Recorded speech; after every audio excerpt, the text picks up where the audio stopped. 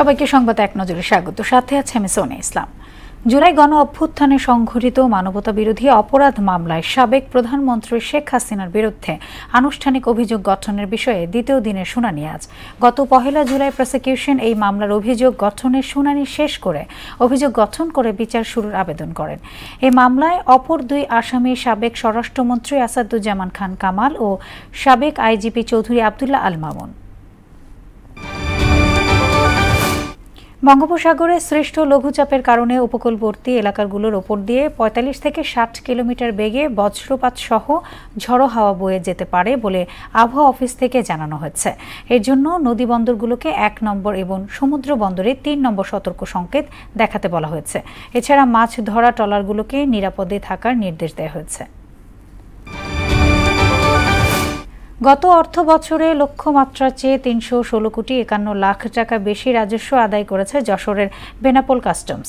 নানা জটিলতা সত্ত্বেও লক্ষ্যমাত্রার চেয়ে প্রায় ৩১৭ কোটি টাকা বেশি আদায় করেছে কর্তৃপক্ষ। জবাবদিহিতা, স্বচ্ছতা ও যোগাযোগ ব্যবস্থার উন্নয়নের ফলে এমন মাইলফলক গড়া সম্ভব হয়েছে বলে মনে করেন সংশ্লিষ্টরা। ভবিষ্যতেও এমন সাফল্যের ধারা চলমান রাখার প্রত্যাশা।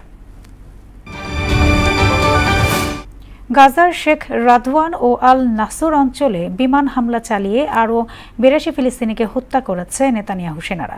এ নিয়ে ৫৭,৫০০ ছাড়ালো মোট প্রাণহানি। এদিকে যুক্তরাষ্ট্রের টেক্সাসে বন্যায় মৃতের সংখ্যা বেড়ে দাঁড়িয়েছে ৭৮ জনে, যেখানে শুধু কের কাউন্টিতেই মারা গেছেন ৬৮ জন, যার মধ্যে ২৮ জনই শিশু। এখনও অনেকে নিখোঁজ থাকায় মৃতের সংখ্যা বাড়ার আশঙ্কা করা হচ্ছে। দেশে ফিরল প্রথমবারের মতো এশিয়ান কাপের মূল পর্বে জায়গা করে নেয়া বাংলাদেশ নারী ফুটবল দল। সোমবার রাত ১:৩০টায় ঢাকার হযরত শাহজালাল আন্তর্জাতিক বিমানবন্দরে পা রাখে আফিদা খন্দকাররা। এ সময় তাদের স্বাগত জানায় বাফুফে কর্তৃপক্ষ। এরপর তাদের নিয়ে যাওয়া হয় রাজধানীর হাতের ঝিলে অ্যাম্ফি থিয়েটারে, যেখানে এক অনুষ্ঠান আয়োজনের মধ্য দিয়ে তাদের দেয়া হয় বিশেষ সংবর্ধনা। এ ছিল সংবাদ এক নজরে। সবশেষ খবর সবার আগে জানতে মোহনার সাথেই থাকুন। এতক্ষণ সঙ্গে থাকার জন্য ধন্যবাদ সবাইকে।